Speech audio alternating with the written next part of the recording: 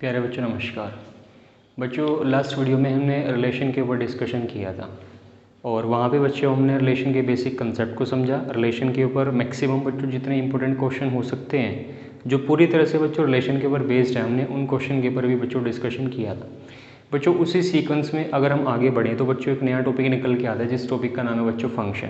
बच्चों अब हम फंक्शन के ऊपर डिस्कशन करने वाले हैं, लेकिन बच्चों फंक्शन को समझने से पहले, फंक्शन को पढ़ने से पहले, फंक्शन की डेफिनेशन पे जाने से पहले हमें रिलेशन के बेसिक कंसेप्ट के बारे में अच्छे से पता होना चाहिए, क्योंकि बच्चों रिलेशन को जाने बिना फंक्शन को नहीं समझ सकते। बच्चों अगर मैं फंक्शन की बात करूँ तो फंक्शन जो है रिलेशन से ही बनते हैं। मतलब कि जो हम रिलेशन डिफाइन करते हैं किसी एक सेट से लेकर के दूसरे सेट के ऊपर, तो वो रिलेशन बच्चों आगे चल करके फंक्शन बन जाते हैं अगर वो एक छोटी सी कंडीशन को सेटिस्फाई करें। तो वो बच्चों डेफिनेशन क्या है फंक्शन की, पहले वो समझेंगे।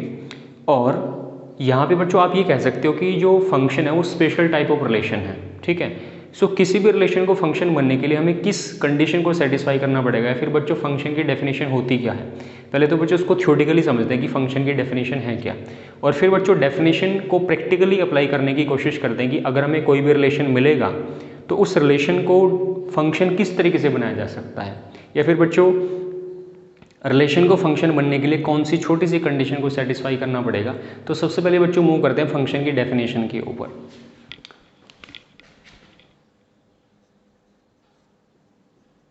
बच्चों फंक्शन की डेफिनेशन कुछ इस तरीके से है कि अगर बच्चों कोई भी रिलेशन मेरे पास है, एनी रिलेशन, बच्चों कोई भी relation R, any relation R, any relation R from set A to set B. मान लीजिए बच्चों आपके पास कोई सेट ए होगा, फिर आपके पास कोई सेट बी होगा, तो आपने बच्चों सेट ए से लेकर के सेट बी के ऊपर किसी रिलेशन आर को डिफाइन किया होगा, तो इसी रिलेशन आर को मैं फंक्शन बोल सकता हूँ। इसी रिलेशन आर को बच्चों अगर आप फंक्शन बोलोगे, वो बच्चों आप तभी फंक्शन बोलोगे अगर यहाँ पे कुछ कंडीशन सेटिस्फाई करें। कौन सी condition? Any relation R from set A to set B is called function if there exist one and only one image, if there exist one and only one image. अगर यहाँ पे बच्चों one and only one image exist करे, किसकी बच्चों? Of every element of set A in set B. तो ये बच्चों डेफिनेशन होती है किसी भी फंक्शन की, या किसी भी रिलेशन को फंक्शन बनाने के लिए कुछ इस तरह की कंडीशन होनी चाहिए कि अगर मान लीजिए बच्चों मेरे पास कोई सेट ए है, मेरे पास कोई सेट बी है, और मैंने सेट ए से लेकर के सेट बी के ऊपर मैंने बच्चों किसी रिलेशन आर को डिफाइन किया, तो बच्चों उस रिलेशन आर को मैं फंक्शन तभी बोलूँगा अगर बच्चों सेट ए के हर एक एलिमेंट की कोई ना कोई इमेज मुझे मिले सेट बी के अंदर, ठीक है। तो ये बच्चों इसकी डेफिनेशन है। और बच्चों फंक्शन को डिनोट करने का तरीका कुछ इस तरीके से होता है कि अगर मैं किसी फंक्शन को डिफाइन करता हूँ, जैसे बच्चों आप रिलेशन को डिफाइन करते हो सेट ए से लेकर सेट बी में, इसी तरह बच्चों मैं फंक्शन को मैंने डिफाइन किया सेट ए से लेकर सेट बी तक, और बच्चों किस तरीके से डिफाइन होगा?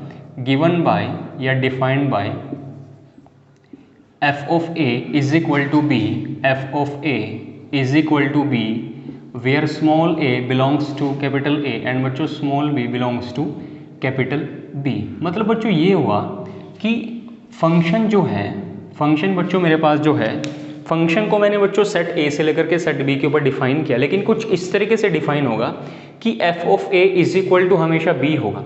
मतलब बच्चों जो स्मॉल a है वो सेट A का कोई आर्बिट्ररी एलिमेंट है, और जो बच्चों स्मॉल b है वो सेट b का कोई आर्बिट्ररी एलिमेंट है। मतलब कि फंक्शन कुछ इस तरीके से डिफाइन होगा कि अगर मैं इस फंक्शन f में डोमेन का कोई भी एलिमेंट पुट करता हूं, तो डोमेन के हर एक एलिमेंट के करस्पॉन्डिंग मुझे एक ऐसी वैल्यू b मिलेगी जो हमेशा बच्चों सेट b से बिलोंग करे। और यहाँ पे बच्चों सेट a मेरे लिए डोमेन का काम करेगा, सेट b बच्चों हमारे लिए काम करता है कोडोमेन का। मतलब कि बच्चों इस फंक्शन के अंदर जैसे मैं डोमेन का कोई एलिमेंट पुट करता हूं, तो मुझे जो वैल्यू मिलती है, मुझे जो उस वैल्यू के करस्पॉन्डिंग मुझे जो फंक्शनल वैल्यू मिलती है, वो बच्चों फंक्शनल वैल्यू हमेशा मुझे कोडोमेन से मिलती है। तो फंक्शन बच्चों कुछ इस तरीके से डिफाइन होता है, ठीक है। तो ये डेफिनेशन होती है बच्चों फंक्शन की। और कोई भी रिलेशन बच्चों आर फंक्शन तभी बनेगा जब वहाँ पे सेट ए के हर एक एलिमेंट के लिए कोई ना कोई इमेज एग्जिस्ट करे, कहाँ पे? सेट बी के अंदर। बच्चों ये तो उसकी डेफिनेशन है, थ्योरेटिकल डेफिनेशन। इसको प्रैक्टिकली समझने की कोशिश करते हैं कि अगर हमें कोई भी रिलेशन मिले, अब बच्चों रिलेशन हमें 3 तरीके से मिल सकता है, क्योंकि आपको पता है कि रिलेशन को रिप्रेजेंट करने के बच्चों 3 तरीके होते हैं। रिलेशन को आप सेट बिल्डर फॉर्म में भी लिख सकते हो, रिलेशन को आप एरो डायग्राम की फॉर्म में भी लिख सकते हो, और रिलेशन को बच्चों आप सेट बिल्डर फॉर्म में भी लिख सकते हो। लेकिन यहाँ पे बच्चों जो हम एग्जाम्पल लेंगे वो बच्चों हम लेंगे एरो डायग्राम की फॉर्म में, ठीक है। बच्चों फर्स्ट एग्जाम्पल कुछ इस तरीके से है। बच्चों मुझे रिलेशन मिला है, रिलेशन बच्चों मुझे मिला है एक एरो डायग्राम की फॉर्म में, ठीक है। और आपको पता है बच्चों जब हम रिलेशन को एरो डायग्राम की फॉर्म में रिप्रेजेंट करते हैं तो बच्चों पहला सेट हमारे पास हमेशा डोमेन होता है और बच्चों अगला सेट हमारे पास होता है कोडोमेन। मान लीजिए बच्चों रिलेशन मुझे कुछ इस तरीके से मिला है 1 2 3 4 5 और 6, मतलब ये बच्चों एलिमेंट हो गए डोमेन के। और इसी तरीके से बच्चों A B C D और E ये बच्चों एलिमेंट मेरे पास हो गए कोडोमेन के, ठीक है। तो यहाँ भी बच्चों रिलेशन कुछ इस तरीके से है कि जो मेरे पास एलिमेंट 1 है वो A से रिलेटेड है, मतलब 1 is related to A and बच्चों 2 is related to B and बच्चों 3 is related to C, 4 is related to D and बच्चों 5 इज रिलेटेड टू E। तो मुझे कुछ इस तरह का रिलेशन मिला है एरो डायग्राम की फॉर्म में। मतलब डोमेन के अंदर बच्चों एलिमेंट है 1 2 3 4 5 6 और बच्चों कोडोमेन के एलिमेंट मेरे पास है A B C D E। बच्चों आप सभी को ये पता है कि जो भी बच्चों हमारे पास कोडोमेन होता है, कोडोमेन के अंदर जो बच्चों हमें मिलती है वो हमेशा बच्चों इमेज मिलती है। आप सभी को बच्चों ये पता है, मतलब कि बच्चों अगर 1 इज रिलेटेड टू A, अगर बच्चों 1 A से संबंध रखता है तो जो A होगा वो 1 के लिए इमेज का काम करेगा। इसी तरह बच्चों B होगा वो 2 के लिए इमेज का काम करेगा, C बच्चों 3 के लिए इमेज का काम करेगा, D 4 के लिए इमेज का काम करेगा और बच्चों जो E होगा वो 5 के लिए इमेज का काम करेगा, ठीक है। तो यहाँ भी बच्चों हमें हमेशा इमेजेस मिलती हैं कहाँ पे, कोडोमेन के अंदर। और इसी तरीके से जो बच्चों डोमेन होता है, डोमेन के अंदर बच्चों हमेशा हमें प्री इमेजेस मिलती हैं। डोमेन के अंदर बच्चों हमें हमेशा क्या मिलती हैं, प्री इमेजेस। मतलब कि अगर बच्चों A जो है 1 के लिए इमेज का काम करेगा तो जो 1 होगा वो A के लिए प्री इमेज का काम करेगा, ठीक है, उल्टा हिसाब हो गया। अगर B बच्चों 2 के लिए इमेज का काम करेगा, जो 2 होगा वो B के लिए बच्चों प्री इमेज का काम करेगा। तो हमेशा बच्चों कोडोमेन के अंदर हमें मिलती हैं इमेजेस और बच्चों हमेशा डोमेन के अंदर हमें हमेशा मिलती हैं बच्चों प्री इमेजेस। तो ये रिलेशन है बच्चों, मुझे बताना है कि ये रिलेशन फंक्शन बनेगा या नहीं बनेगा। बच्चों फंक्शन की डेफिनेशन क्या है? फंक्शन की डेफिनेशन यह है, या फिर आप ये कह लीजिए कि जो भी रिलेशन होगा वो फंक्शन तभी बनेगा अगर वो एक कंडीशन को सेटिस्फाई करे। बच्चों कौन सी कंडीशन को? कि डोमेन के जितने भी एलिमेंट होंगे उन सभी एलिमेंट की इमेज मुझे डोमेन वाले सेट के अंदर, कोडोमेन वाले सेट में मुझे मिलनी चाहिए। तो बच्चों 1 की इमेज A मिल रही है, 2 की इमेज भी मेरे पास है, 3 की इमेज भी मेरे पास है, 4 की इमेज भी बच्चों मेरे पास है और मेरे पास 5 की इमेज भी है। लेकिन बच्चों 6 एक ऐसा एलिमेंट है इस सेट का, इस डोमेन का, जिसकी कोई इमेज मुझे कोडोमेन के अंदर नहीं मिल रही है। तो इस कंडीशन में बच्चों मैं इसको फंक्शन नहीं बोल सकता, क्योंकि बच्चों फंक्शन बनने के लिए एक कंडीशन को सेटिस्फाई करना पड़ेगा कि डोमेन का बच्चों कोई भी एलिमेंट खाली नहीं रहना चाहिए जिसकी कोई इमेज एग्जिस्ट ना करती हो कोडोमेन के अंदर। और यहाँ पे बच्चों 6 एक ऐसा एलिमेंट है डोमेन का जिसकी बच्चों कोई इमेज नहीं है आपके पास कोडोमेन के अंदर। तो बच्चों इस कंडीशन में ये रिलेशन तो रहेगा, ये रिलेशन तो है, लेकिन बच्चों ये रिलेशन फंक्शन नहीं बन सकता जब तक कि हम यहाँ पे 6 की कोई इमेज ढूंढ नहीं लेते। तो बच्चों ये डेफिनेशन होती है किसी भी रिलेशन को फंक्शन बनाने के लिए, ठीक है। बच्चों यहाँ पे हमने एक एग्जांपल चेक किया। बच्चों कुछ और रिलेशन लेते हैं, वो रिलेशन भी हमें एरो डायग्राम की फॉर्म में ही मिलेंगे और उनको चेक करते हैं कि बच्चों वो रिलेशन हमें फंक्शन बनते हैं वो रिलेशन या नहीं बनते।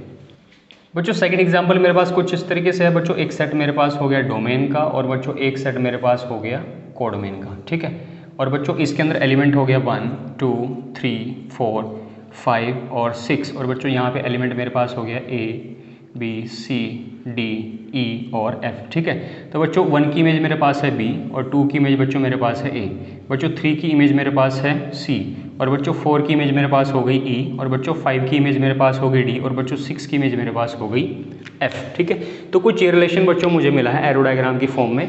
मुझे चेक करना है कि यह रिलेशन बच्चों फंक्शन बनेगा या नहीं बनेगा। तो बच्चों फंक्शन की डेफिनेशन क्या है? फंक्शन की डेफिनेशन ये है, डोमेन का कोई भी एलिमेंट खाली नहीं रहना चाहिए जिसकी कोई इमेज आपको ना मिले कोडोमेन के अंदर। तो बच्चों इस रिलेशन में मुझे 1 की इमेज भी मिली है। 1 की इमेज बच्चों कितनी है B, 2 की इमेज बच्चों कितनी है A, 3 की इमेज बच्चों कितनी है C, 4 की इमेज मेरे पास कितनी है E, 5 की इमेज बच्चों कितनी है D और बच्चों 6 की इमेज मेरे पास कितनी है F। तो डोमेन का बच्चों कोई भी ऐसा एलिमेंट नहीं है जिसकी कोई इमेज एग्जिस्ट ना करती हो कोडोमेन के अंदर। तो बच्चों इस रिलेशन को मैं फंक्शन बोल सकता हूँ। इस रिलेशन को बच्चों मैं फंक्शन बोलूँगा।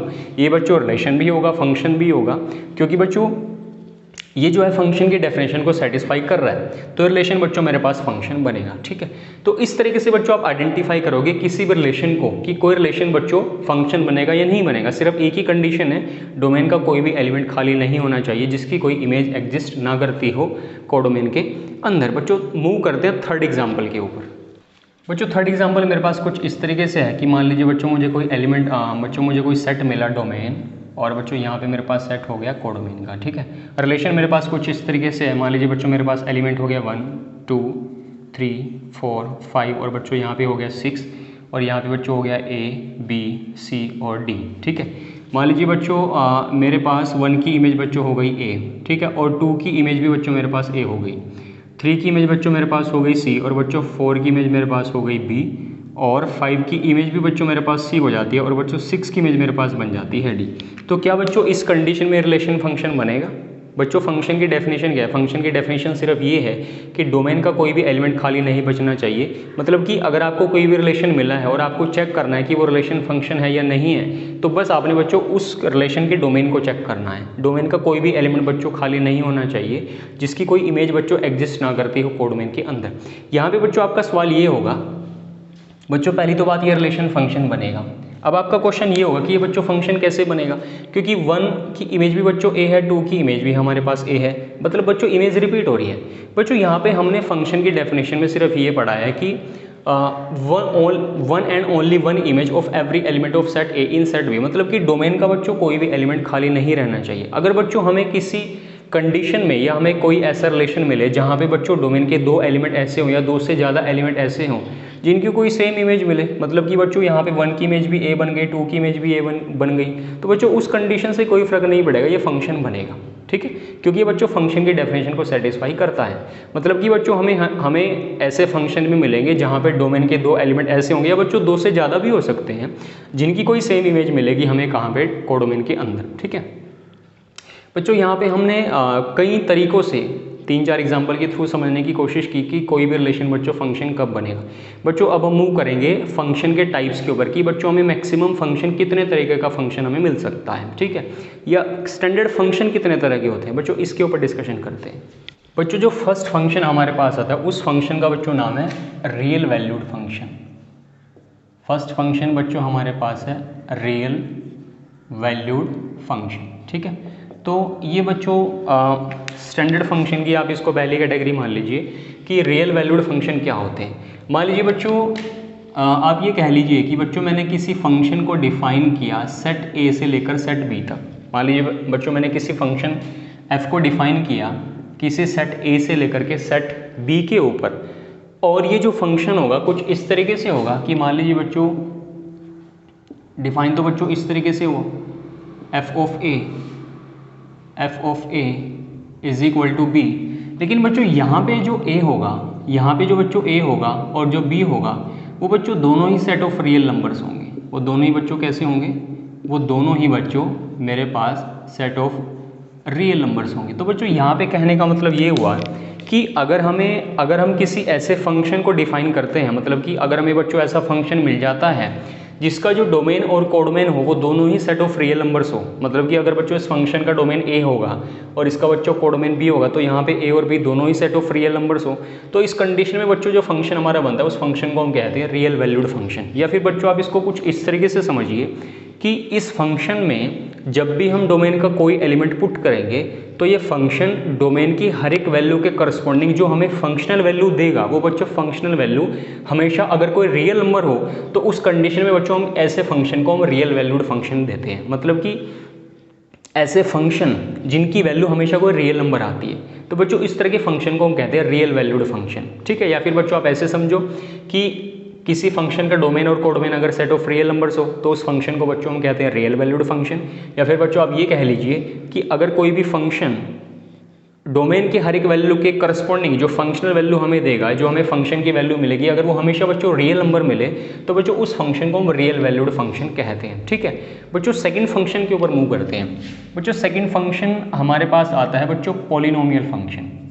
बच्चों ये जो पॉलिनोमियल वर्ड है ये आप 9th और 10th में भी पढ़ चुके हो। आपको ये पता है कि बच्चों जब भी हमें कोई एल्जेब्रिक एक्सप्रेशन मिलता है, एल्जेब्रिक टर्म्स को जब हम एडिशन या सब्ट्रैक्शन के साथ जब हम उसको कंबाइन करते हैं बच्चों, उस एक्सप्रेशन को बच्चों हम पॉलिनोमियल कहते हैं। तो बच्चों इसी से बना हुआ है पॉलिनोमियल फंक्शन। जो बच्चों पॉलिनोमियल फंक्शन होता है उसकी जो जनरल फॉर्म होती है बच्चों कुछ इस तरीके से होगी। ये बच्चों हमारे पास होगा a0 x की पावर n, फिर बच्चों होता है a1 x की पावर n-1, फिर बच्चों चलेगा a2 x की पावर n-2 और बच्चों लास्ट में चलेगा मेरे पास an। तो ये बच्चों जनरल फॉर्म होती है, जहाँ भी बच्चों a0, a1, a2 और an ये सारे बच्चों कोफिशिएंट होते हैं, ठीक है। और बच्चों जब भी हमें कोई पॉलिनोमियल मिलता है बच्चों वो किसी वेरिएबल में होता है। इसी तरह बच्चों जो भी हमें पॉलिनोमियल फंक्शन मिलेगा वो भी किसी वेरिएबल में होगा। अगर बच्चों ये फंक्शन x की फॉर्म में होगा, मतलब इस फंक्शन में वेरिएबल x होगा, तो बच्चों सबसे पहले x की सबसे बड़ी पावर आती है, फिर बच्चों x की उससे छोटी पावर, फिर उससे छोटी पावर, और लास्ट में जाके बच्चों x की पावर बन जाती है 0, जिसको बच्चों हम कहते हैं 1। मतलब कि लास्ट में जाके बच्चों खाली कॉन्स्टेंट होता है।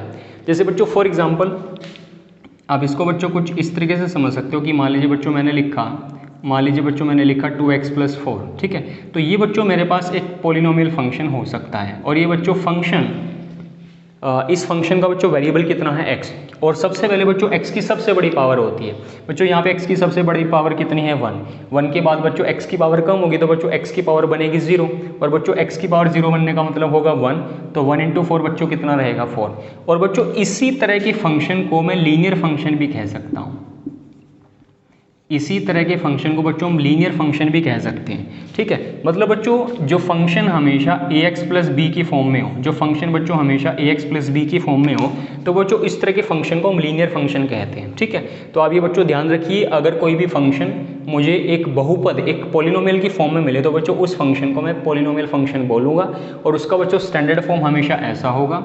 वहाँ पे बच्चों सबसे पहले x की आपको सबसे बड़ी पावर मिलेगी, फिर लास्ट में जाके आपको मिलेगी x की छोटी पावर, और जहाँ पे बच्चों a0, a1, a2 ये सारे बच्चों कांस्टेंट होते हैं। जैसे मान लीजिए बच्चों कुछ एग्जांपल इसके ऐसे हो सकते हैं कि मान लीजिए बच्चों मुझे कोई फंक्शन मिला ऐसे बच्चों x² + 2x - 8 बच्चों, ये भी मेरे पास एक पॉलिनोमियल फंक्शन है, ठीक है।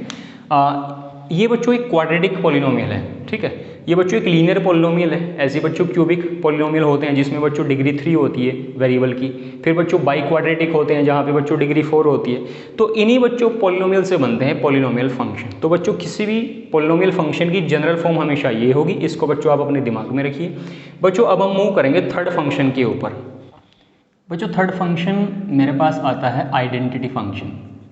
थर्ड फंक्शन बच्चों मेरे पास आता है आइडेंटिटी फंक्शन, और बच्चों आइडेंटिटी फंक्शन कुछ इस तरीके से डिफाइन होगा कि f(x) = x, f(x) = x, जहाँ पे बच्चों x हमेशा एक रियल नंबर होता है। मतलब कि बच्चों एक ऐसा फंक्शन जो आपको वही वैल्यू दे दे, मतलब वापस जैसे मान लीजिए मैंने फंक्शन में x डाला तो मुझे वापस x मिले।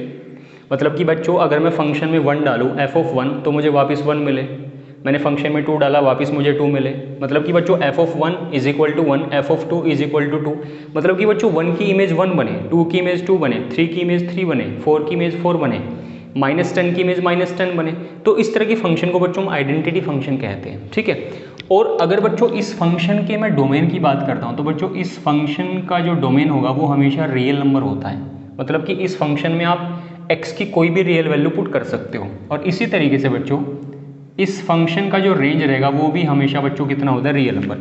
मतलब कि इस फंक्शन में जो x की वैल्यू पुट होंगी वो भी बच्चों सारी रियल वैल्यूज़ होती हैं, और इस फंक्शन का रेंज भी बच्चों कितना होगा, रियल नंबर, ठीक है।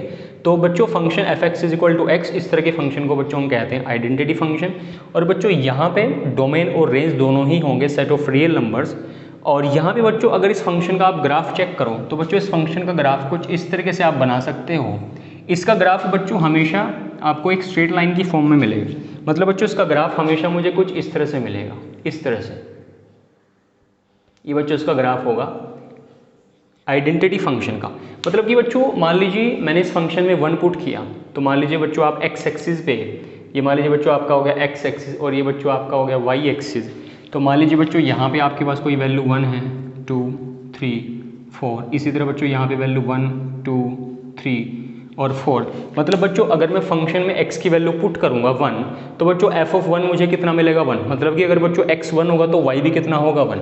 तो जब x 1 होगा y भी बच्चों कितना होगा 1, तो वो पॉइंट बच्चों यहाँ पे आएगा। फिर बच्चों आप जब x को 2 पुट करोगे तो y भी कितना होगा 2, तो फिर 2 आपका यहाँ पे आएगा।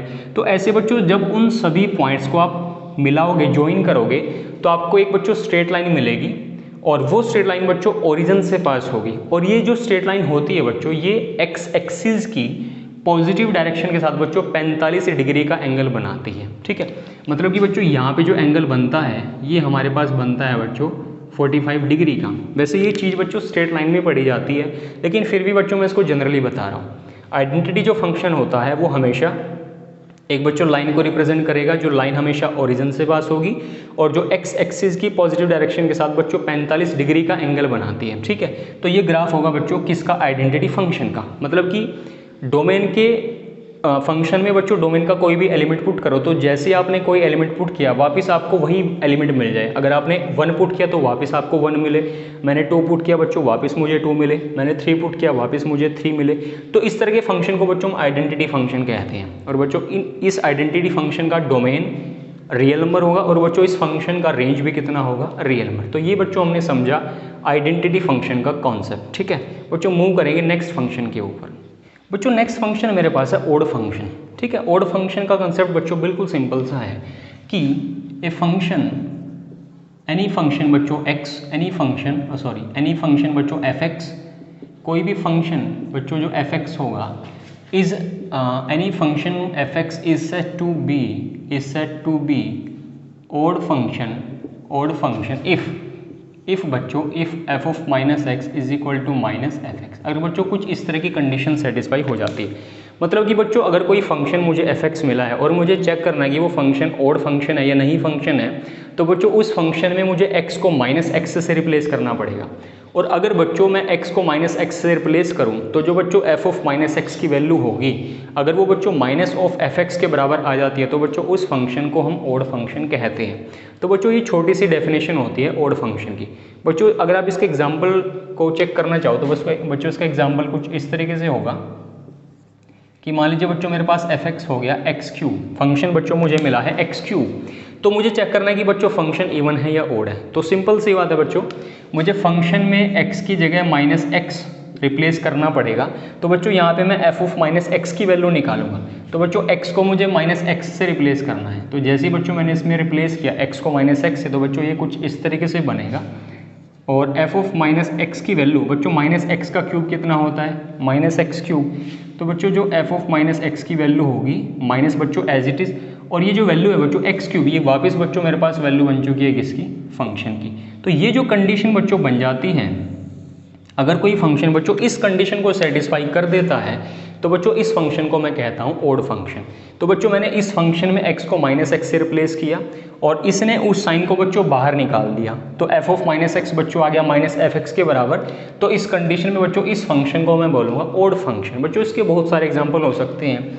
मान लीजिए बच्चों मेरे पास एक फंक्शन हो गया, एक ट्रिग्नोमेट्री फंक्शन बच्चों एफ एक्स मेरे पास हो गया साइन एक्स। बच्चों चेक करो ओड फंक्शन है या नहीं है। तो सिंपल सी बात है बच्चों, x को मुझे माइनस एक्स से रिप्लेस करना पड़ेगा। तो जैसे ही बच्चों मैंने x को माइनस एक्स से रिप्लेस किया, आप सभी बच्चों ये जानते हो कि साइन ऑफ माइनस थीटा बच्चों माइनस साइन थीटा के बराबर होता है। मतलब कि f ऑफ माइनस एक्स, मतलब कि बच्चों जो साइन होता है ना वो अपने नेगेटिव साइन को बाहर निकाल देता है। क्योंकि ये चीज़ें बच्चों आप ट्रिग्नोमेट्री फंक्शन में जाके पढ़ोगे, मैं जनरली इसको बता रहा हूँ अभी। साइन जो होता है बच्चों वो अपने नेगेटिव साइन को बाहर निकाल देता है। तो बच्चों साइन ऑफ माइनस एक्स को मैं लिख सकता हूँ माइनस साइन एक्स, ठीक है। और ये बच्चों f ऑफ माइनस एक्स, अब माइनस साइन एक्स को बच्चों लिखा जा सकता है माइनस ऑफ एफ एक्स।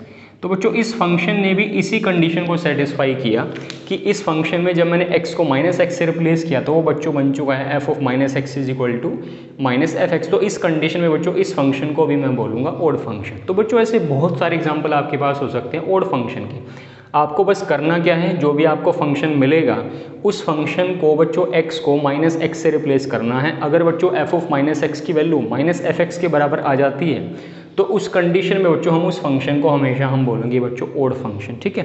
बच्चों अब हम मूव करेंगे नेक्स्ट फंक्शन के ऊपर। बच्चों नेक्स्ट फंक्शन है इवन फंक्शन। इवन फंक्शन बच्चों बिल्कुल अपोजिट है ओड फंक्शन के, ठीक है। तो बच्चों किसी भी फंक्शन को इवन फंक्शन आप तभी बोल सकते हो अगर बच्चों वो एक कंडीशन को सेटिस्फाई करे, कौन सी कंडीशन को बच्चों, एफ ऑफ माइनस एक्स बराबर आना चाहिए एफ ऑफ एक्स के। अगर कोई बच्चों इस कंडीशन को सेटिस्फाई कर देता है तो बच्चों उस फंक्शन को हम बोलेंगे इवन फंक्शन। मतलब कि बच्चों ओड फंक्शन और इवन फंक्शन में क्या होता है कि हमें एक्स को माइनस एक्स से रिप्लेस करना होता है। अगर बच्चों मैं किसी फंक्शन में x को माइनस एक्स से रिप्लेस करूँ और वो बच्चों माइनस साइन को बाहर निकाल दे तो उस फंक्शन को बच्चों हम ओड फंक्शन कहते हैं। लेकिन बच्चों इवन फंक्शन में उसका थोड़ा उल्टा प्रोसेस है। फंक्शन में बच्चों मैं x को माइनस एक्स से रिप्लेस करूंगा, लेकिन अगर बच्चों उस फंक्शन में x को माइनस एक्स से रिप्लेस करने से उस फंक्शन पे कोई फर्क ना पड़े तो बच्चों उस फंक्शन को हम कहते हैं इवन फंक्शन। मतलब बच्चों f ऑफ माइनस एक्स वापिस बराबर आ जाना चाहिए एफ एक्स के। मतलब बच्चों इसके एग्जाम्पल लो, मान लीजिए बच्चों एग्जाम्पल अगर मैं लूँ बच्चों एफ एक्स मेरे पास है एक्स स्क्वायर बच्चों मेरे पास है फंक्शन। तो बच्चों जैसे ही मैं इस फंक्शन में x को माइनस एक्स से रिप्लेस करता हूँ तो बच्चों यहाँ पे मुझे क्या करना पड़ेगा, x की जगह लिखना पड़ेगा बच्चों माइनस एक्स का होल स्क्वायर। बच्चों f ऑफ माइनस एक्स मेरे पास बनेगा एक्स स्क्वायर और बच्चों एक्स स्क्वायर को वापस मैं लिख सकता हूँ f ऑफ x, क्योंकि बच्चों f ऑफ x की वैल्यू मेरे पास कितनी है, एक्स स्क्वायर। तो बच्चों इस फंक्शन ने इस छोटी सी कंडीशन को सेटिस्फाई कर दिया कि अगर मैं इस फंक्शन में x की जगह माइनस एक्स बच्चों लगा भी दूँ तो इस फंक्शन में बच्चों x को माइनस एक्स से रिप्लेस करने से बच्चों इस फंक्शन में कोई फर्क नहीं पड़ता। तो इस कंडीशन में बच्चों मैं इस फंक्शन को ओड फंक्शन बोल सकता हूँ। ठीक है। सिमिलरली बच्चों अगर मैं यहाँ पे ये कहता हूँ कि बच्चों एक फंक्शन मेरे पास है कुछ इस तरीके से बच्चों कि बच्चों साइन स्क्वायर एक्स फंक्शन मेरे पास है और बच्चों इस फंक्शन में भी मुझे चेक करना है कि फंक्शन इवन फंक्शन है या नहीं फंक्शन है। तो बच्चों मैंने x को माइनस एक्स से रिप्लेस किया और जब बच्चों मैं x को माइनस एक्स से रिप्लेस करूंगा तो इसको बच्चों मैं कुछ इस तरीके से लिख सकता हूँ, इसको बच्चों मैं लिख सकता हूँ कुछ इस तरीके से। ठीक है। और जैसे ही बच्चों मैं इसको सोल्व करूँगा तो आपको ये पता होगा कि बच्चों साइन ऑफ माइनस एक्स को अभी बच्चों मैंने थोड़ी देर पहले बताया कि इसको बच्चों कुछ इस तरीके से लिखा जा सकता है। ठीक है। मतलब साइन अपने नेगेटिव साइन को बच्चों बाहर निकाल देता है अगर उसका एंगल बच्चों नेगेटिव में हो। ठीक है। और इसी को बच्चों वापस जब आप सोल्व करोगे तो इसकी वैल्यू बच्चों निकल के आती है साइन स्क्वायर एक्स। ठीक है। और एफ ऑफ माइनस एक्स बच्चों मेरे पास ये वापस बनेगा, इसको बच्चों में लिख सकता हूँ एफ ऑफ एक्स। तो बच्चों इस तरह का फंक्शन हमारे पास वापस कैसा फंक्शन बनेगा, इवन फंक्शन। तो इवन फंक्शन को बच्चों चेक करने का तरीका कुछ इस तरीके से होगा। बच्चों बहुत सारे एग्जाम्पल हो सकते हैं आपके पास इवन फंक्शन की, बस आपने x को माइनस एक्स से रिप्लेस करना है और रिप्लेस करके बच्चों चेक करना है कि वो फंक्शन ओड फंक्शन है या बच्चों फिर इवन फंक्शन है। बच्चों मूव करेंगे नेक्स्ट फंक्शन के ऊपर। बच्चों नेक्स्ट फंक्शन मेरे पास आता है कांस्टेंट फंक्शन। नेक्स्ट फंक्शन बच्चों मेरे पास आता है कांस्टेंट फंक्शन। ठीक है। जैसे बच्चों नाम से स्पष्ट है कि कांस्टेंट फंक्शन, कांस्टेंट फंक्शन का मतलब ये हो गया कि बच्चों अगर मुझे एफ एक्स की वैल्यू हमेशा कोई कांस्टेंट मिले, मतलब कि बच्चों आप कोई ऐसा फंक्शन डिफाइन कर दो जिस फंक्शन की वैल्यू हमेशा आपको कोई कांस्टेंट मिले। ठीक है। तो उस फंक्शन को बच्चों हम कांस्टेंट फंक्शन कहते हैं। ठीक है। मतलब कि आप यहाँ पे बच्चों x की कोई भी वैल्यू पुट कर लो, ये फंक्शन हमेशा डोमेन की हर एक वैल्यू के करस्पॉन्डिंग आपको कोई फिक्स कांस्टेंट ही देगा। हमेशा इसका आंसर बच्चों कोई फिक्स कांस्टेंट होगा। अब वो कांस्टेंट बच्चों पॉजिटिव भी हो सकता है, नेगेटिव भी हो सकता है, वो बच्चों जीरो भी हो सकता है। तो बच्चों अगर कोई फंक्शन हमें हमेशा कोई फिक्स कांस्टेंट दे, कोई उसकी वैल्यू हमेशा कोई फिक्स कांस्टेंट हो, तो बच्चों उस फंक्शन को हमेशा हम कांस्टेंट फंक्शन कहते हैं। तो बच्चों इस तरह के फंक्शन के लिए जो हमारा डोमेन होता है, तो बच्चों डोमेन तो इसके लिए होता है रियल नंबर। मतलब आप इस फंक्शन में x की कोई भी रियल वैल्यू पुट कर सकते हो, लेकिन बच्चों इस फंक्शन का जो रेंज रहेगा, इस फंक्शन का जो बच्चों रेंज होता है वो हमेशा c होता है। c का मतलब एनी कांस्टेंट, मतलब कि फंक्शन पे कोई फर्क नहीं पड़ेगा, आप चाहे x की बच्चों कोई भी वैल्यू पुट कर लो। इसमें आप बच्चों फंक्शन में x का कोई भी मतलब कि कोई भी रियल वैल्यू पुट कर लो x की जगह, तो ये फंक्शन बच्चों हर एक रियल वैल्यू के करस्पॉन्डिंग हमें एक हमेशा फिक्स कांस्टेंट ही देगा। मतलब इसका आंसर बच्चों हमेशा रहेगा c। तो बच्चों इस तरह के फंक्शन को हम कहते हैं कांस्टेंट फंक्शन। ठीक है। तो इस फंक्शन का डोमेन बच्चों होगा सेट ऑफ रियल नंबर्स और इस फंक्शन का बच्चों रेंज कितना होगा, फिक्स कांस्टेंट c। लेकिन बच्चों अगर हम इसका ग्राफ बनाएं तो इसका ग्राफ बच्चों कुछ इस तरीके से बनेगा। बच्चों इसके ग्राफ में क्या होगा कि c बच्चों कोई कांस्टेंट है और कांस्टेंट बच्चों वैल्यू 0 से बड़ी भी हो सकती है, 0 से छोटी भी हो सकती है, या फिर वो बच्चों वो 0 के बराबर भी हो सकती है। तो अगर बच्चों यहाँ पे 3 केसेस निकल के आ रहे हैं बच्चों, पहला केस तो ये कि c 0 से बड़ा भी हो सकता है, c बच्चों 0 के बराबर भी हो सकता है और बच्चों c जो है वो 0 से छोटा भी हो सकता है। तो मान लीजिए बच्चों एग्जाम्पल के लिए समझने की कोशिश करो बच्चों कि अगर ये मेरे पास x एक्सिस है और ये बच्चों मेरे पास y एक्सिस है और यहाँ पे बच्चों मेरे पास कुछ पॉजिटिव वैल्यूज़ हैं x एक्सिस के ऊपर, और बच्चों ये मैं इस फंक्शन में मान लीजिए मैं x की जगह 1 पुट करता हूँ तो वापस मुझे कोई फिक्स कांस्टेंट c देगा।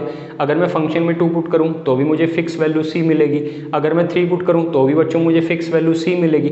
तो अगर बच्चों पहला केस हो, अगर बच्चों c की वैल्यू 0 से बड़ी हो तो उस कंडीशन में बच्चों फंक्शन का ग्राफ हमेशा कुछ इस तरीके से होगा, अगर बच्चों c की वैल्यू हमेशा 0 से बड़ी हो। ठीक है, मान लीजिए एग्जाम्पल के लिए सोचिए बच्चों की c की वैल्यू 10 है, तो मैंने फंक्शन में 1 डाला तो भी मुझे 10 मिला, मैंने फंक्शन में 2 डाला तो भी मुझे 10 मिला, मैंने फंक्शन में 3 डाला तो भी मुझे 10 मिला, फंक्शन में मैंने 4 डाला तो भी मुझे 10 मिला। तो इसका ग्राफ बच्चों कुछ इस तरीके से होगा, वो जो लाइन होगी, वो जो ग्राफ होगा वो हमेशा एक्स एक्सिस से ऊपर आएगा अगर बच्चों c की वैल्यू 0 से बड़ी है।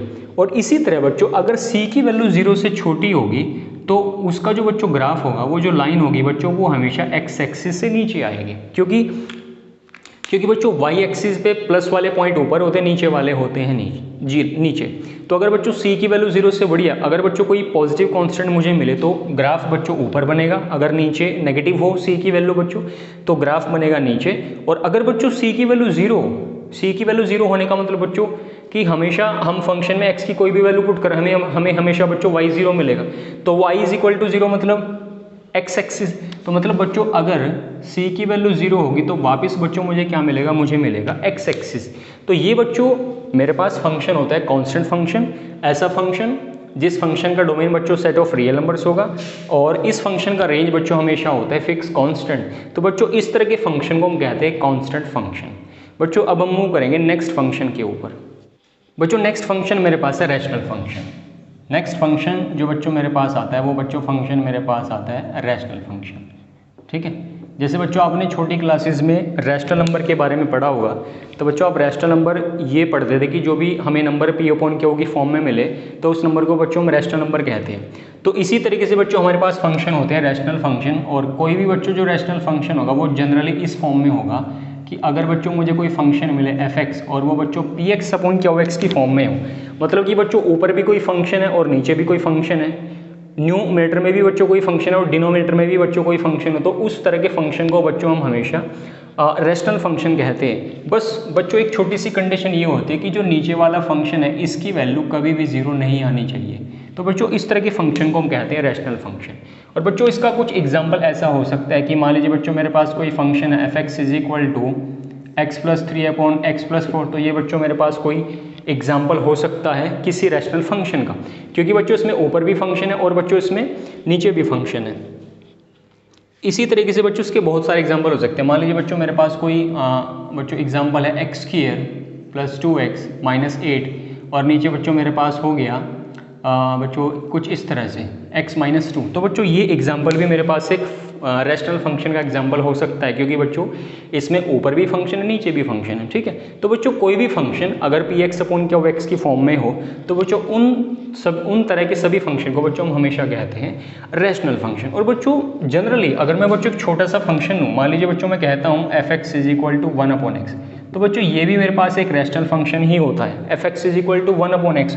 और बच्चों इस फंक्शन के लिए जो डोमेन का काम करेगा वो बच्चों काम करेगा r - दिस रियल नंबर, मतलब कि इस फंक्शन में आप x को कभी 0 पुट ही नहीं कर पाओगे, क्योंकि बच्चों 0 पुट करने से फंक्शन बनेगा नॉट डिफाइंड। तो इस फंक्शन के लिए बच्चों जो डोमेन का काम करेगा वो काम करेगा कि मुझे 0 को छोड़ करके मैं कोई भी रियल वैल्यू यहाँ पे पुट कर सकता हूँ इस फंक्शन में x की जगह। तो बच्चों इस फंक्शन का डोमेन कितना होगा, r - 0। और इसी तरीके से बच्चों इस फंक्शन का जो रेंज होगा वो भी यही बनेगा दिस, मतलब कि बच्चों इस फंक्शन की वैल्यू अगर आप 0 को छोड़ करके कोई भी रियल वैल्यू इस फंक्शन में पुट करोगे तो इस फंक्शन की जो वैल्यू हमेशा मिलेगी वो भी कभी 0 नहीं मिल सकती, मतलब कि इसका रेंज और डोमेन बच्चों हमेशा सेम होते हैं। और इस फंक्शन का जो ग्राफ बनेगा बच्चों कुछ इस तरीके से बनेगा, f(x) = बच्चों 1/x का जो ग्राफ बनेगा कुछ इस तरीके से बनेगा, कुछ इस तरीके से बच्चों।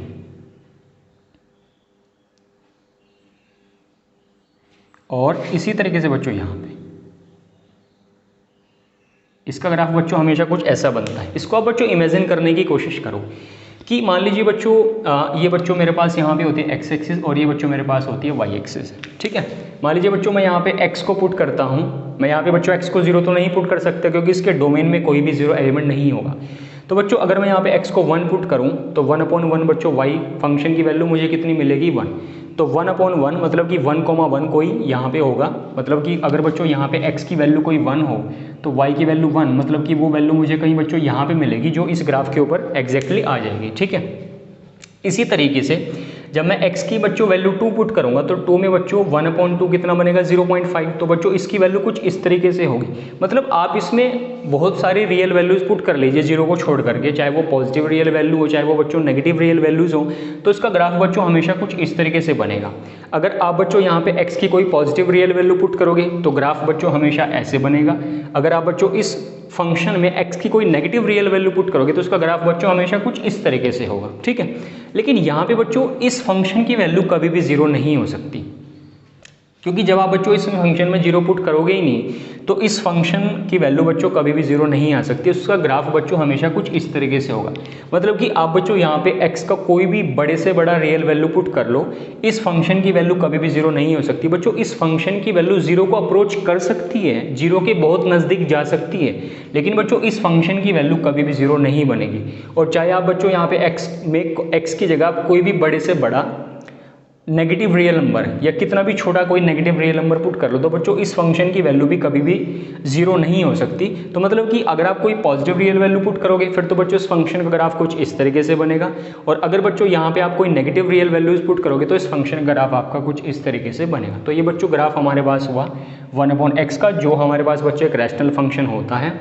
और बच्चों इस फंक्शन का डोमेन कितना होगा, जीरो को छोड़ करके सारे रियल नंबर, और बच्चों इस फंक्शन का रेंज कितना होगा, जीरो को छोड़ करके सारे रियल नंबर। ठीक है, तो ये बच्चों हमारा कंसेप्ट हुआ रैशनल फंक्शन का। जो भी फंक्शन हमेशा px/qx की फॉर्म में होगा बच्चों, इस तरह के फंक्शन को हम कहते हैं रैशनल फंक्शन। ठीक है बच्चों, अब हम मूव करेंगे नेक्स्ट फंक्शन के ऊपर। बच्चों नेक्स्ट फंक्शन हमारा होता है एब्सोल्यूट फंक्शन। नेक्स्ट फंक्शन बच्चों हमारा होता है एब्सोल्यूट फंक्शन, और ये फंक्शन बच्चों कुछ इस तरीके से लिखा जाता है f(x) = मॉडुलस ऑफ x। ठीक है, और इस फंक्शन का जो बच्चों डोमेन होगा, इस फंक्शन का जो बच्चों डोमेन होता है एनी रियल नंबर। आप यहाँ पे x की बच्चों कोई भी रियल वैल्यू पुट करो, फंक्शन का डोमेन क्या होगा बच्चों, सेट ऑफ रियल नंबर्स। लेकिन इस फंक्शन का जो बच्चों रेंज होगा वो हमेशा बच्चों होता है 0 से इन्फिनिटी, या फिर बच्चों आप कह लीजिए पॉजिटिव रियल नंबर्स।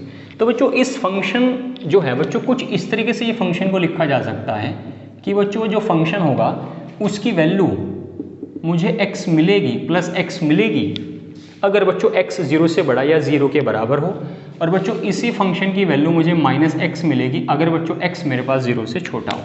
मतलब कि बच्चों मॉडुलस करता क्या है, आप ये बच्चों छोटे क्लासेस में भी पढ़ चुके हो कि मॉडुलस जो है हमेशा बच्चों नेगेटिव साइन को प्लस में कन्वर्ट कर देता है। ठीक है, अगर बच्चों मुझे x की वैल्यू 0 से बड़ी मिले या 0 के बराबर मिले फिर तो बच्चों आंसर मुझे पॉजिटिव में मिलेगा।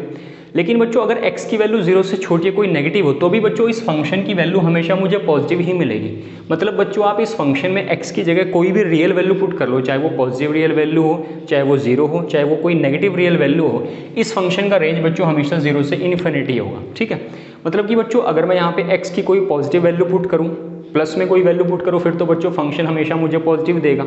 लेकिन बच्चों अगर मैं इस फंक्शन में x की बच्चों में कोई नेगेटिव वैल्यू पुट करता हूं तो बच्चों ये फंक्शन क्या करेगा, उस नेगेटिव वैल्यू पे एक नेगेटिव साइन और अपनी तरफ से लगा देगा। ठीक है, मान लीजिए बच्चों आपने यहाँ पे क्या किया कि मान लीजिए बच्चों मैंने इस फंक्शन में -5 पुट किया। अब ये बच्चों वैल्यू x की जो वैल्यू -5 है बच्चों वो 0 से छोटी है, तो फंक्शन क्या करेगा, फंक्शन ये करेगा कि जो x की वैल्यू आपको मिली होगी उस पर बच्चों एक नेगेटिव साइन अपनी तरफ से भी लगा देगा ताकि बच्चों माइनस माइनस कितना बन जाए प्लस। मतलब बच्चों बोलने का मतलब ये हुआ कि अगर x की वैल्यू 0 के बराबर या 0 से बड़ी हो फिर तो बच्चों फंक्शन वापस आपको वही वैल्यू देगा, पॉजिटिव होगी तो बच्चों पॉजिटिव ही मिलेगी। लेकिन अगर बच्चों आप इस फंक्शन में x की कोई नेगेटिव वैल्यू पुट करते हो तो बच्चों फंक्शन क्या करेगा, उस नेगेटिव वैल्यू पे एक साइन और लगा देगा माइनस का, ताकि बच्चों वो फंक्शन जो है उस वैल्यू को प्लस में कन्वर्ट कर सके। इसीलिए बच्चों इस फंक्शन का रेंज हमेशा पॉजिटिव रियल नंबर्स होते हैं और इस फंक्शन का डोमेन बच्चों हमेशा होता है सेट ऑफ रियल नंबर्स। ठीक है बच्चों, इस फंक्शन का ग्राफ देखने की कोशिश करते हैं कि बच्चों इस फंक्शन का ग्राफ कैसा होगा। बच्चों इस फंक्शन का ग्राफ हमेशा कुछ इस तरीके से होगा कि यहाँ पे बच्चों दो केस बनेंगे। पहला केस तो बच्चों होगा ये कि अगर y = x होगा तो बच्चों ग्राफ कुछ इस तरीके से होगा, और इसी तरीके से बच्चों आपका ग्राफ यहाँ पे बनेगा। अगर बच्चों y = -x होगा तो ग्राफ आपका बनेगा इस तरफ। अगर बच्चों फंक्शन जो है मतलब कि जो y है बच्चों वो x के बराबर है तो बच्चों ग्राफ आपका बनेगा इस तरफ। मतलब अगर आप यहाँ पे बच्चों x की कोई पॉजिटिव रियल वैल्यूज पुट करो तो फिर तो ग्राफ आपका बनेगा इस तरफ। अगर आप यहाँ पे इस फंक्शन में x की कोई नेगेटिव रियल वैल्यूज पुट करोगे तो बच्चों फंक्शन का ग्राफ आपका बनेगा इस तरफ। और बच्चों इस फंक्शन को कहते हैं एब्सोल्यूट फंक्शन। जो फंक्शन हमें एक एब्सोल्यूट वैल्यू दे तो उस फंक्शन को बच्चों कहते हैं एब्सोल्यूट फंक्शन। बच्चों इस फंक्शन का डोमेन कितना होता है, real number, any real number. और बच्चों इस फंक्शन का रेंज कितना होगा, हमेशा 0 से इन्फिनिटी, या फिर बच्चों आप कह लीजिए पॉजिटिव रियल नंबर्स। और बच्चों इस फंक्शन का ग्राफ कुछ इस तरीके से हमारे पास होगा। ठीक है, तो यहाँ भी बच्चों हमने कंप्लीट किया एब्सोल्यूट फंक्शन को। बच्चों अब हम मूव करेंगे नेक्स्ट फंक्शन के ऊपर। बच्चों नेक्स्ट फंक्शन मेरे पास आता है greatest integer function. Next function बच्चों मेरे पास है ग्रेटेस्ट इंटीजर फंक्शन। और ये फंक्शन बच्चों कुछ इस तरीके से डिफाइन होगा, f(x) इज इक्वल टू, इसको बच्चों लिखने का तरीका कुछ ऐसा होगा। और बच्चों इसकी वैल्यू हमेशा होती है greatest integer less than equal to x, less than बच्चों इक्वल टू x। तो बच्चों ये फंक्शन कुछ इस तरीके से होता है। ठीक है, फंक्शन को लिखने का तरीका बच्चों कुछ ऐसा होगा, जिसका नाम बच्चों है ग्रेटेस्ट इंटीजर फंक्शन। बच्चों पहले इस फंक्शन के डोमेन की बात करते हैं।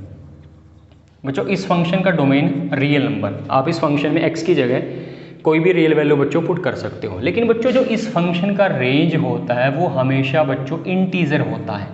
इस फंक्शन का रेंज बच्चों हमेशा इंटीजर होगा।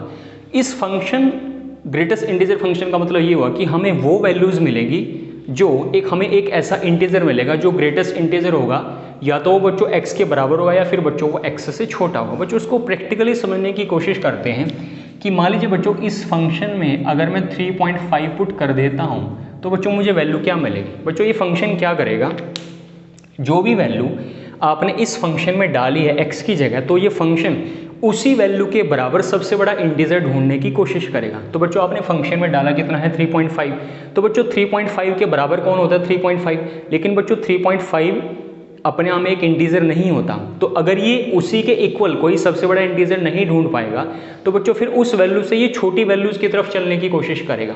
मतलब कि बच्चों 3.5 अपने आप में तो कोई इंटीजर नहीं है, तो 3.5 से छोटी वैल्यूज पे चलेगा। और बच्चों 3.5 से जो छोटी वैल्यूज बनेगी जो इंटीजर होंगी वो बच्चों मेरे पास हो सकती हैं, वो बच्चों मेरे पास हो सकती हैं 3, फिर बच्चों मेरे पास हो सकती हैं 2, फिर मेरे पास हो सकती हैं 1, फिर मेरे पास हो सकती है 0, फिर बच्चों मेरे पास -1, -2 और -3। बच्चों बहुत सारी ऐसी वैल्यूज हो सकती हैं जो इंटीजर होंगी और जो बच्चों 3.5 से छोटी हो। लेकिन ये फंक्शन बच्चों क्या करेगा, 3.5 के बराबर अगर कोई बड़ा इंटीजर होगा फिर तो वही आंसर मिलेगा।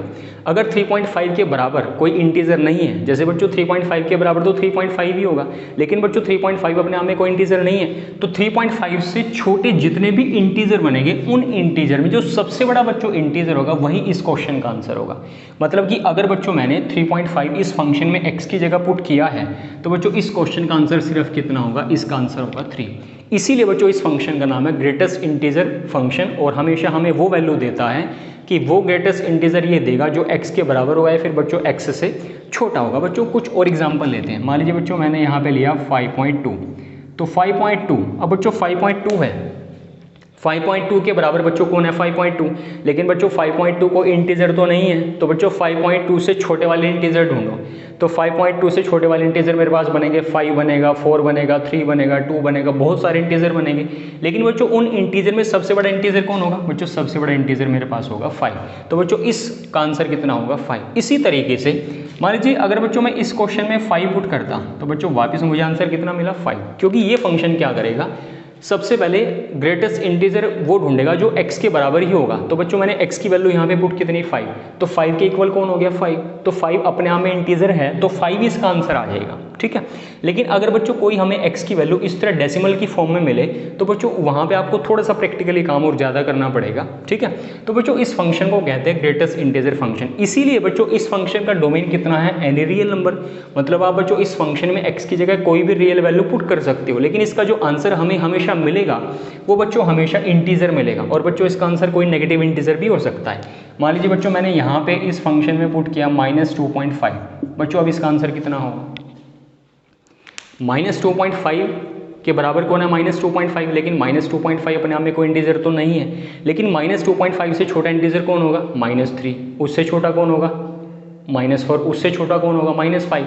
तो जो इससे छोटे इंटीजर होंगे उनमें जो सबसे बड़ा इंटीजर होगा बच्चों वो कितना होगा, वो मेरे पास होगा -3। तो इस क्वेश्चन का आंसर बच्चों कितना होगा, -3। तो बच्चों इस फंक्शन का रेंज हमेशा इंटीजर होता है। अब वो इंटीजर बच्चों पॉजिटिव भी हो सकता है, नेगेटिव भी हो सकता है, और बच्चों वो 0 भी हो सकता है, ठीक है।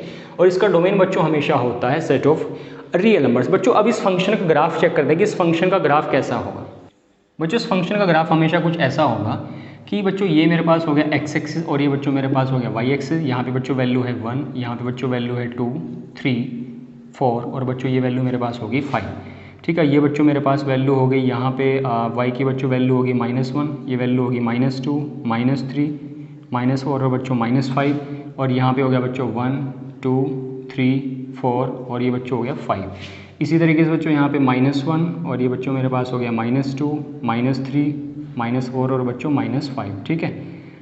यहाँ पे बच्चों इसका ग्राफ कुछ इस तरीके से बनेगा कि मान लीजिए बच्चों आप यहाँ पे x की वैल्यू 1 पुट करते हो तो 1 के करस्पॉन्डिंग आपको क्या मिलेगा, 1। लेकिन जब आप 1.1 पुट करोगे तब भी आपको 1 मिलेगा, 1.2 पुट करोगे तब भी आपको 1 मिलेगा, 1.3 पुट करोगे तब भी आपको 1 मिलेगा और 1.9 पुट करोगे तब भी आपको 1 मिलेगा। मतलब कि अगर मैं x की वैल्यू कोई 1 से लेकर के 1.9 तक पुट करता हूँ तो वापस बच्चों मुझे क्या मिलेगा, 1। लेकिन जैसे मैं इस फंक्शन में 2 पुट करूँगा तो मुझे फंक्शन की वैल्यू कितनी मिलेगी, 2। मतलब इसका ग्राफ हमेशा कुछ इस तरीके से होगा, ठीक है। इसी तरीके से जब आप फंक्शन में 2 पुट करोगे तो वापस आपको क्या मिलेगा, 2 से लेकर के 2.9 कोई भी वैल्यू पुट करो फंक्शन आपको वैल्यू हमेशा देगा 2। लेकिन जैसे आपने फंक्शन में 3 पुट किया तो आपको बच्चों वापस कितना मिलेगा, 3। तो इसका ग्राफ बच्चों फिर कुछ इस तरीके से जाएगा।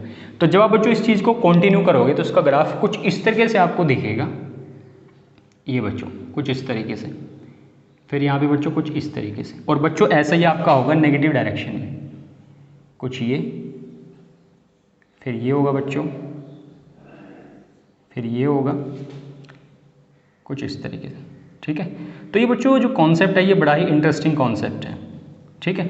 तो ये ग्राफ होता है बच्चों हमारे पास किसी ग्रेटेस्ट इंटीजर फंक्शन का, ठीक है। तो ग्रेटेस्ट इंटीजर फंक्शन का डोमेन बच्चों रियल नंबर, इसका रेंज बच्चों हमेशा सेट ऑफ इंटीजर्स और हमेशा बच्चों इसकी वैल्यू होती है वो ग्रेटेस्ट इंटीजर जो x के बराबर हो या फिर बच्चों x से छोटा हो। तो बच्चों यहाँ पे हमने ग्रेटेस्ट इंटीजर फंक्शन के कंसेप्ट को कंप्लीट किया। बच्चों अब हम मूव करेंगे नेक्स्ट फंक्शन के ऊपर। बच्चों नेक्स्ट फंक्शन आता है बच्चों मेरे पास पावर फंक्शन, ठीक है। नेक्स्ट फंक्शन बच्चों मेरे पास है पावर फंक्शन। तो पावर फंक्शन बच्चों कुछ इस तरीके से हो सकते हैं। मान लीजिए बच्चों मुझे कोई फंक्शन मिला f(x), मुझे मिला बच्चों x², वो बच्चों एक पावर फंक्शन हो सकता है। मान लीजिए बच्चों मुझे मिले f(x) = x³, ये भी बच्चों मेरे पास एक पावर फंक्शन हो सकता है। तो कई बार बच्चों फंक्शन हमें इस तरह की फॉर्म में मिलते हैं, मतलब कि कोई फंक्शन अगर हमें पावर की फॉर्म में मिले तो बच्चों उस फंक्शन को हम पावर फंक्शन कहते हैं। अगर बच्चों मैं इस फंक्शन की बात करूँ, तो बच्चों इस फंक्शन का डोमेन हमेशा होता है रियल नंबर। कोई भी रियल नंबर आप यहाँ पे बच्चों पुट कर सकते हो, लेकिन जो बच्चों इस फंक्शन का रेंज होगा वो हमेशा पॉजिटिव रियल नंबर होगा, या फिर आप ये कह लीजिए कि इस फंक्शन का जो रेंज होगा बच्चों 0 से इन्फिनिटी होगा। मतलब आप इस फंक्शन में x की कोई भी वैल्यू पुट करो, फंक्शन हमेशा बच्चों उसका स्क्वायर करेगा। माइनस की वैल्यू डालोगे तब भी स्क्वायर करेगा, प्लस की वैल्यू डालोगे तब भी स्क्वायर करेगा। मतलब इस फंक्शन का रेंज हमेशा कोई पॉजिटिव रियल नंबर होगा। मतलब इस फंक्शन का रेंज कभी भी नेगेटिव में नहीं हो सकता। और फंक्शन का डोमेन बच्चों होगा any set of real numbers, ठीक है, सेट ऑफ रियल नंबर्स। तो ये बच्चों हमारे पास हुआ पावर फंक्शन। और बच्चों इस फंक्शन का ग्राफ अगर मैं बनाऊं, अगर मैं f(x) = x² का बच्चों ग्राफ बनाऊं तो उसका ग्राफ बच्चों हमेशा एक पैराबोलिक शेप में होगा, पैराबोलिक शेप। ये जो पैराबोला है बच्चों ये आप +1 में पढ़ोगे कॉनिक सेक्शन में।